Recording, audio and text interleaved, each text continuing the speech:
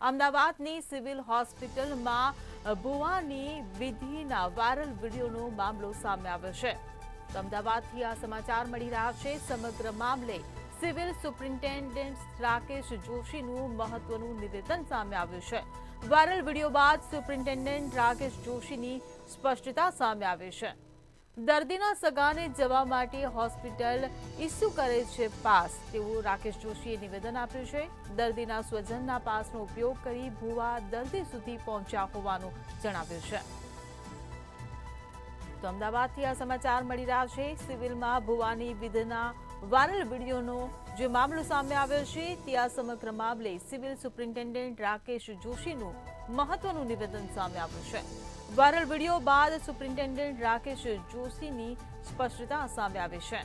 દર્દીના સગાને જવા માટે હોસ્પિટલ પાસે ઇસ્યુ કરે છે તેવું રાકેશ જોશીએ જણાવ્યું છે.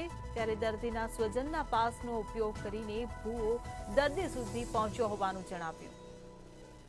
મીડિયા મિત્ર તરફથી આ વિડીયો સવારે મળ્યો અને એ વિડીયો જોતા મને એવું લાગી રહ્યું છે કે આ વિડીયોની અંદર જે વ્યક્તિ જે પોતાને ભુવા તરીકે દર્શાવી રહ્યા છે, એ પોતે એક નોર્મલ કપડાની અંદર લગભગ રાત્રિના સમયે સિવિલના ટ્રોમાવાળા ગેટથી બહારથી એન્ટર થઈ અને એમના જે તે દર્દી પાસે જાય છે.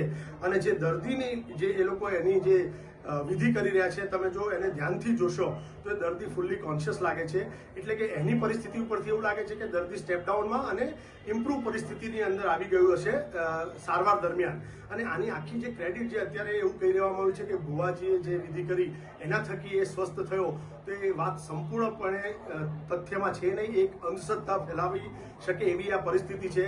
આઈ થિંક દરેક લોકોએ એવું જાણવું જોઈએ કે જે કોઈ બી વ્યક્તિ જ્યારે સિરિયસ થઈ અને આઈસીયુમાં કે કોઈ પણ રીતે સારવાર માટે આવે છે, ત્યારે એની જે પરિસ્થિતિ સારી થાય છે ડોક્ટરની સારવારથી થાય છે, નહીં કે આવી માત્ર કંઈ વિધિ કરવાથી થાય છે. એટલે કે આ જે દાવો છે કે એમની વિધિથી આ દર્દી સારો થયો છે, એમાં કોઈ તથ્ય નથી. બીજી મહત્વની અને અગત્યની વસ્તુ એ છે કે આ વ્યક્તિ જે ભુવા તરીકે પોતાની જાતને નિર્દેશ કરી રહ્યા છે, એ સાદા કપડાની અંદર એક દર્દીના સગા તરીકે આઈસીયુ સુધી પહોંચી જાય છે. અધરવાઇઝ સિક્યુરિટી વ્યવસ્થા એટલી સ્ટ્રોંગ છે કે કોઈ પણ વ્યક્તિ જો પાસ ન હોય તો એના સગા પાસે કે દર્દી પાસે જઈ શકતું નથી. અને જે વિડીયોનો સમય છે એ પણ રાત્રિનો લાગી રહ્યો છે.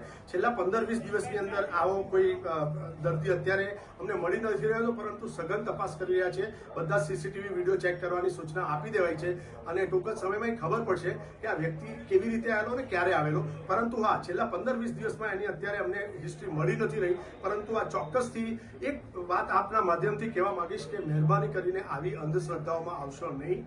મેડિકલ સારવાર ખૂબ જ જરૂરી હોય છે અને જ્યારે કોઈ વ્યક્તિ સારો થતો હોય છે ત્યારે એ ડૉક્ટરની સઘન મહેનત અને એના પરિણામ સ્વરૂપે બહાર આવતા હોય છે. એટલે હું આ બાબતને સંપૂર્ણપણે ખંડિત કરું છું.